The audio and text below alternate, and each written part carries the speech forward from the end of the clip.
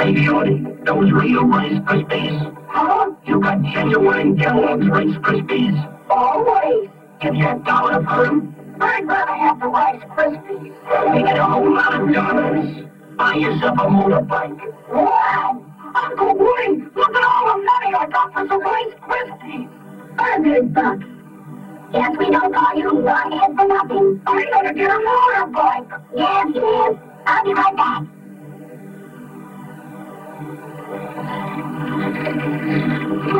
It looked mighty good, but no snap, no crackle, no pop. I've been swindled with fake Rice Krispies.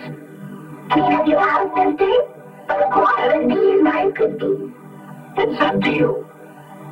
Here you are, Knothead. Start saving up your motorbike.